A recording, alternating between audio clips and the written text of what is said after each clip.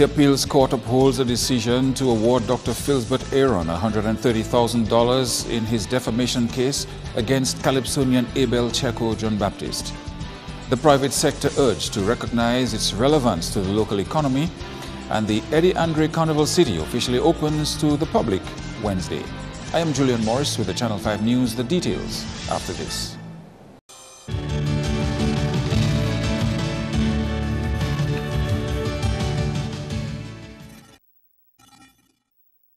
Topping the news, Attorney-at-Law Noelis Knight Didier says writers should have their work reviewed to ensure they do not infringe on the rights of others. Her comments come after the Eastern Caribbean Court of Appeals upheld a decision of the High Court ordering Calypsonian Abel Checo John Baptist to pay $130,000 plus costs to Ambassador Dr. Philbert Aaron. There shouldn't be. There shouldn't be. And I think so far I've listened to the Calypsos for the years so far, and I think they sound great. I love that. There shouldn't be. You know, the judge this morning said that we have very good, clean Calypsos that we all enjoy. So it shouldn't have a chilling effect on Calypso at all. We should continue to enjoy it, write it, sing it, love it, and you know, but respect others as we do so. The self-confessed Calypso lover does not expect there to be a chill on free expression through the art form. I have reviewed Calypsos to just make sure, look, it hasn't crossed the line. And if I understand correctly, I think this Calypsonian in question was so advised, and yet he didn't listen to that advice, you know. So I think that is the lesson. Look, when you're doing something, you're coming out in the public, whether it be a Calypso, whether it be something that you're writing in a newspaper, anything, you're going to speak on the radio, be guided. Meantime, Dr. Philbert Aaron says he feels vindicated and believes there are lessons to be learnt from this lawsuit. He says he feels validated and hopes every member of Dominican society involved in all forms of communication take heed. I think it's a message to Calypso and all communicators. Do not make allegations for which you cannot provide any evidence. Especially in this Calypso season, I think those responsible in all ways, promoters, writers, singers, organizers, legal representatives, should come to terms with the reality of the law, that Calypso does not forgive you the need to have evidence for the claims you make against individuals. I think communication is the basis of a civilized society, and especially of a democratic system. And it is right and just that reputation that has been built with hard work, with expending of monies, minding of reputation, should not be stolen, snatched, sullied with impunity. On to some other news now. Dominican travelers to and from St. Vincent will now enter at a new port, as that OECS country has started operations at its international airport. The St. Vincent Argyle International Airport received its first ever flights on Tuesday. The debut flights to the airport were 2 charter services from New York. This means that the existing St. Vincent E.T. Joshua Airport will no longer receive flights. Meantime, travelers to and from St. Croix and St. Thomas on Liat will soon not be able to do so. The United States Virgin Islands territories are among the first routes to be cut by Liat, as the airline weeds out unprofitable routes. In a recent release, Liat said that its service to St. Croix would end on the 1st of March, while it would end flights to St. Thomas come June 14. Liat's acting CEO, Julie Reefer-Jones, has said that the struggling airline needs additional assets to better serve its destinations, which would include an aircraft fleet of 12 turboprop ATR aircraft. I think if all the territories are contributing, then we would do the best that we can to serve all the territories better. As it stands, we are constrained by the assets that we have, and that can only be improved if we had additional resources. Many of the airlines coming from outside the region are only coming to specific territories. We are the only airline connecting all the territories, and that connection in itself has a value. And I think that the heads of government need to acknowledge that that value exists, put a dollar value on it, and to make some contribution to sustaining it. And the first-timer to the Calypso finals, Jude Genius Dorset, is encouraged that several young Calypsonians have made it through to the February 25th show. Apart from him, the mix of more youthful performers vying for the Calypso Monarch include Janae, Tasha P, Stefan and JD. Genius spoke to Channel 5 News on Tuesday about his ambition to become Calypso King.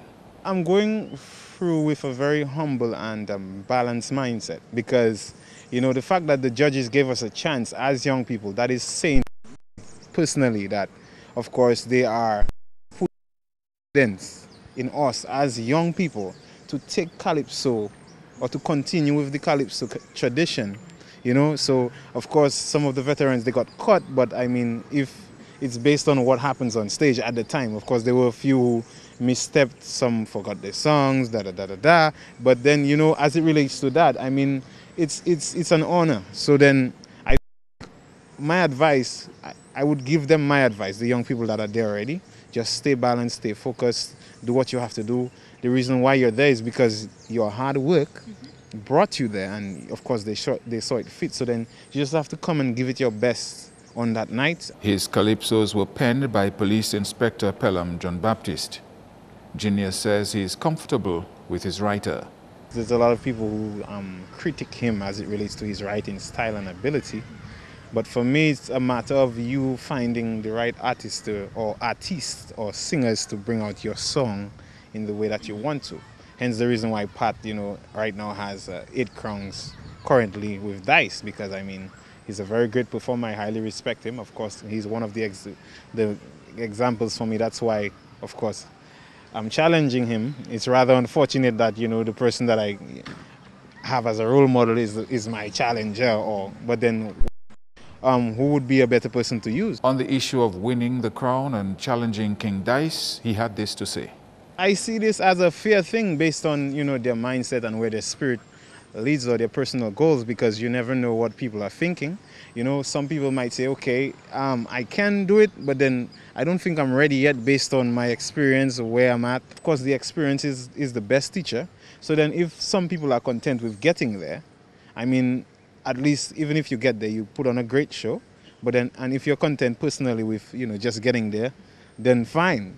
But then, you know, I always say go for it. You have a lot of pressure in the finals.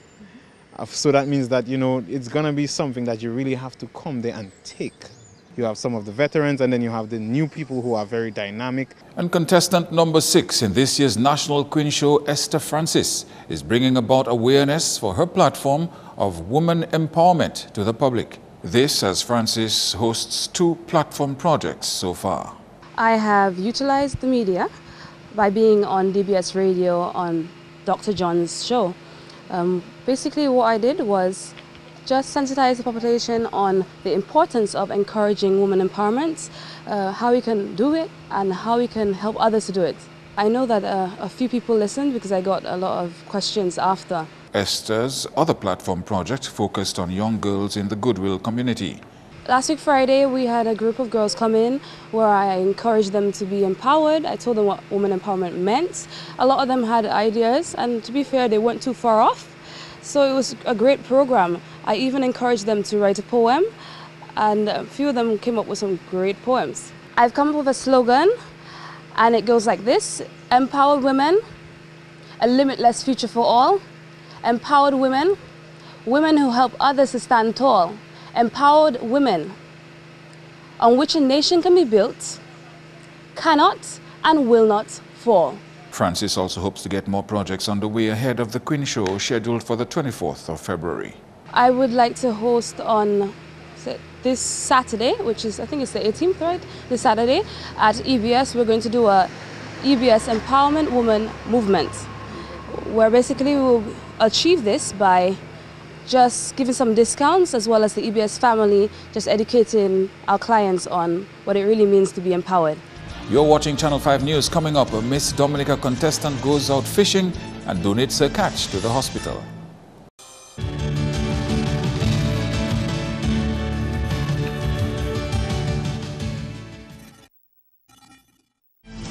Thank you for staying with us. An appeal to the local private sector to recognize its value and relevance within the Dominica economy. Prime Minister Skerrit, the Financial Secretary and Foreign Affairs Minister all made presentations and took questions on the Citizenship by Investment program at a recent meeting hosted by the Dominica Business Forum. President of the Dominica Business Forum says the organization recognizes the lack of open dialogue within the private sector and the apparent discontent with the role of the private sector in the local economy. But he says they are aware of the contribution that they make towards Dominica's development.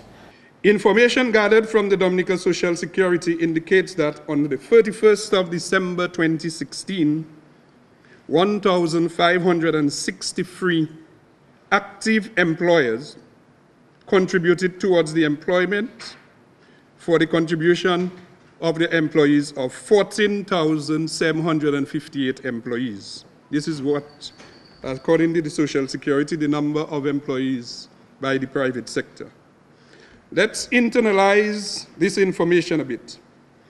If we consider that every employee in Dominica is only paid the minimum wage of $550 per month, or $6,600 a year, then it is fair to conclude that the private sector's contribution to job creation in 2016 was a minimum of $97,402,800.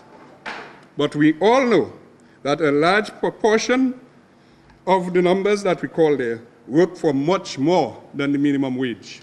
So we can understand the contribution that the private sector makes towards job creation. Mackenzie says many business owners in Dominica are concerned about their businesses and their livelihood. He says some wonder whether their businesses can sustain them in retirement or whether they'll have to continue working till the end. The Eddie Andre Carnival City in Portersville will officially unlock its gates to the public when it starts hosting carnival events this week. The first activity scheduled to take place at the Carnival City on Wednesday will focus on young children. We're going to be opening the city on Wednesday, from Wednesday, God willing, with activities with Funzagi entertainment for the kids from 4 to around 9 o'clock in the evening. And then we have on the Thursday, we're going to be having the Calypso Queen show. On the Friday, the 17th, we'll be having the Junior Monarch show organized by the Leo Club, so you make sure that you support the young Calypsonians. And of course on the 18th, the very popular, the second biggest show in Dominica in terms of the performance. As we know, the Calypso finals is the creme de la creme, and the Booyah Monarch is coming bigger and better. So that's on the 18th. On the 19th, we have the teenage pageant, which we'll hear a little more about. The DFC consultant also called on Dominicans to play their part in ensuring a violence-free carnival. Whatever we do for Carnival is a reflection of our cultural heritage, and we must allow that to go on free of violence or fear of violence. So we at the DDA and DSC, we are appealing to every Dominican listening, every Dominican who is taking part in Carnival, to be our brother's keeper and to try our best to understand that we need to keep the Carnival free of violence. The theme for Mass Dominic 2017 is Dominic Kidu. And the importance of special education for youth around the country is what contestant number 4, Teresa Lewis, is promoting through her platform projects. Teresa began her project last week, where she targeted children of the Rosa Primary School and the Alpha Center. My first project was a reading. I did some reading with the children. Reading is a way to learn. If you can read, then you can grow. And then I went to the fire station and I showed the children from Alpha Center different fire safety tips. Well, the firemen, thank you, firemen. So the children were very excited, and I'm very happy that they learned these basic tips. Teresa had also undertaken a painting project for the special education class at the Rosa Primary. Special education is something important to me. I believe that a conducive learning environment is good for children. It helps them with their learning. So I decided that since this is a school that I selected, that beautifying their classroom would help them with their learning. I believe that I'm not only representing my community, but I'm representing my entire country, because you don't only have children in my community, you have them all over Dominica. So I want to represent my entire country. During a presentation ceremony, Teresa made a donation to the special education teacher at the Rosa Primary School, Verlene James, who says the project is timely. I must say it's a gift, and we're thankful for it, because this is something that will help the children to learn better. Then when the environment is set for learning, the children tend to do better and they tend to respond better. And for this, we are very grateful for she choosing Rosa Primary School to do this project. A Miss Dominica contestant is able to donate a catch of tuna to the Princess Margaret Hospital after going out to sea for the find herself. Zephyr Baron of Fort Saint-Jean made the presentation to staff of the Princess Margaret Hospital on Monday as part of a project she took on in keeping with her pageant platform. Zephyr is advocating gender equity and empowering men for a well-balanced society. As part of my community projects for this year's Miss Dominica pageants, I have chosen to engage the fishers from my community in a fishing expedition. And we decided collectively that the proceedings or the catch from the expedition would go directly to the Princess Margaret Hospital. So I'm honored to be here today, and on behalf of the fishermen from Fort Saint-Jean, the entire community and my team, we are donating this high protein, good quality fish from the village of Fort Saint-Jean that the fishermen, the young empowered men from Fort Saint-Jean and me went out to fish on Saturday. I hope that the cooks from the Princess Margaret Hospital will prepare this fish to the best of their culinary abilities. Hospital Services Coordinator Clayton Bryan was present to accept Zephyr's donation. I want to thank you, Ms. Zephyr Baron, for this timely gesture and of this fish, which an estimated weight about 75 to 100 pounds. That's news. Up next, Kenny Williams with your sports highlights.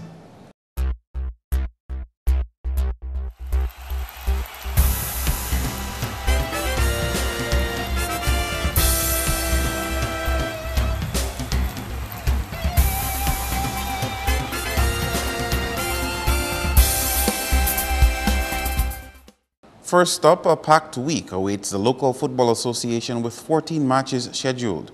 Reports from Dominica Football Association's PRO, Gerald George, say the action starts on Wednesday in the Division 1 with All Saints FC up against Andy Williams Spartans in the first match of a doubleheader at Pori from 5:30. That match will be followed by St. Mary's Cooperative Credit Union Delton United versus Ray Charles Point Michelle at 7:30 p.m. Over at Dublin, Haitian Angels will face MV Maxono Bombers at 6 in the evening. Thursday's doubleheader at Newtown will feature Police Sports Club and Gully Dream Team going head-to-head from 5:30 p.m., followed by RC Doctors versus Element Agency's LA Stars at 7:30. At Pori Playing Field, it will be Club Lubia matched up against Trafalgar FC at 6 p.m. The games continue on Friday with Buster Warner versus Mahosoko Strikers at Newtown, also at 6 p.m. There are two doubleheaders carded for Saturday with Digicel Newtown Juvenile Academy Harlem United taking on St. Mary's Cooperative Credit Union Delton United at 5 p.m. at Newtown. The 7 p.m. match will feature Haitian Angels against East Central. At Pori Playing Field, All Saints FC will do battle with Malta Carib Bath Estate FC at 4, to be followed by Andy Williams Spartans versus Ray Charles Point Michelle at 6 p.m. On Sunday, MV Maxono Bombers will clash with Element Agency's LA Stars at 4 p.m. in the first match of a doubleheader at Dublin Playing Field. Next will be Skerrit Northeast versus RC Doctors at 6 p.m. Meantime, in the Flow Premier League on Sunday, the second place position will be determined when Exodus FC comes up against Caribbean Cool Harlem United at Geneva from 3 in the afternoon.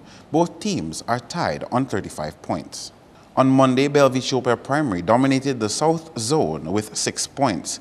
Bagatelle and Grand Bay Primary were next with 3 points each.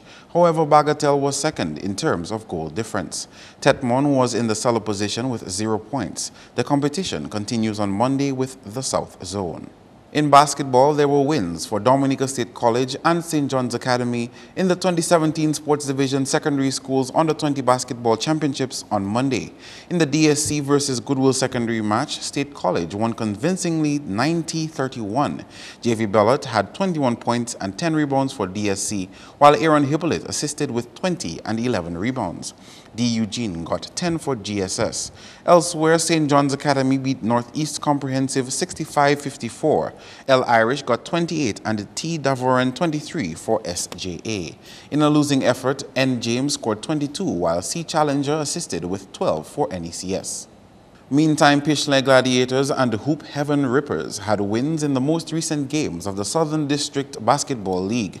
In their match against Centric's Ballers, Gladiators won 62-58. Edmund Williams got 15 for Gladiators, while Ronnie Maglaw and Yolon Regis got 11 and 10, respectively. Scoring for Ballers, we had Josh Telemack with 15 and Courtney Ansem 14. In the second game, Hoop Heaven Rippers won by default over Bellevue. Sports continues with Rounders, where a number of women were awarded for outstanding performances in the 2016 Giant Malt National Rounders League at a recent annual general meeting. Antoinette Paul of Silver Lining Posse Rock Stars, Florence Telemack from Margot Cooperative Credit Union Stars, Angela Maglaw, Maxwell Royal Conquerors, Carol Ravalier, St. Joe Phoenix, and Cherise Pierre-Louis from Dubla Almond Stars were awarded for their efforts in the league. Sherb Elize from Grand Bay Rising Stars got the award for Most Valuable Player.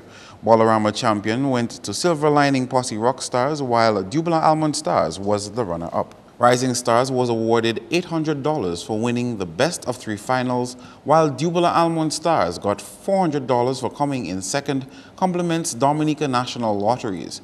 No elections were possible due to a lack of quorum. However, members present suggested non-players should serve the executive. They also felt the president should step down due to poor administration, but remain as an ex officio member to guide the new executive. However, the president said that move is unlikely. Finally, we have results from the most recent island-wide White Oak Domino competition. Delvin Esprit is the coordinator of the event.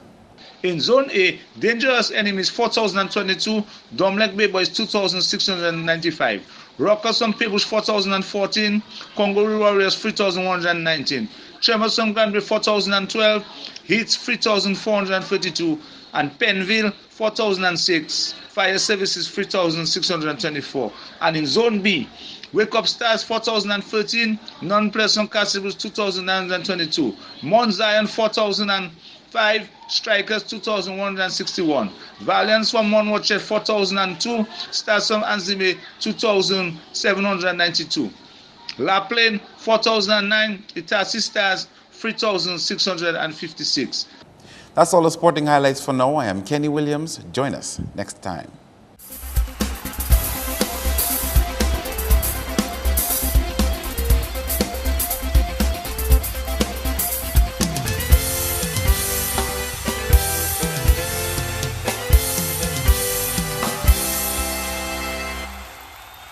Your weather report is coming up next. Hello, welcome to your weather. I'll be your presenter, Farah Rock Korea. Today, the Atlantic high pressure system was a dominant feature, affecting weather conditions across the Dominica and the rest of the islands of the Lesser Antilles. Earlier visible satellite imagery showed minimal cloud cover over Dominica and the rest of the islands of the Eastern Caribbean. Earlier radar imagery of this afternoon indicated limited shower activity, with the exception of isolated showers to the west of the island of Barbados. Tonight's weather is expected to be fair to occasionally cloudy with a few isolated showers, and the weather expected for tomorrow, well, it will start off as a fair to partly cloudy, then it'll become increasingly cloudy with some showers.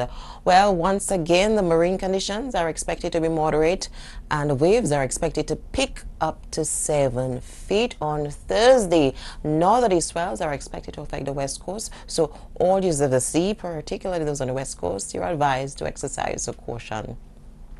Let's take a look now at the weather for the rest of the week. Tomorrow, Wednesday, as I said, it'll start off fair to partly cloudy, and it'll become increasingly cloudy with some showers. On Thursday, it will be mostly cloudy with some showers, and on Friday, partly cloudy to cloudy with some showers can be expected. Let's take a look now at the weather for the rest of the Caribbean tomorrow. Well, fair to partly cloudy skies with a few isolated showers expected for the northern portion of the islands, and the southern portion of the islands can expect occasional cloudy skies with some showers. Let's move on now to the international city forecast. Beautiful weather conditions expected down in Miami. That is sunny skies with relatively warm temperatures. Partly cloudy skies expected for the cities of New York and Caracas. Some rain is expected in London. And overcast skies expected in Beijing with a minimum temperature expected of -5 degrees Celsius. The sun will rise tomorrow at 6:30 a.m. and will set at 6:09 p.m. For more information, you can always visit our website at weather.gov.dm or call our weather hotline at 447-5555. Join us tomorrow evening for your next weather broadcast. Thank you.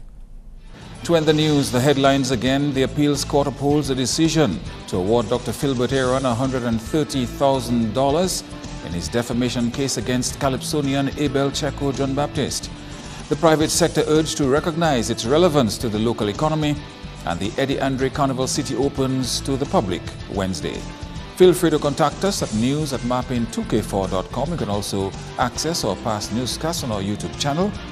On behalf of the entire production team, I am Julian Morris, and to our viewers around the world, thank you for watching.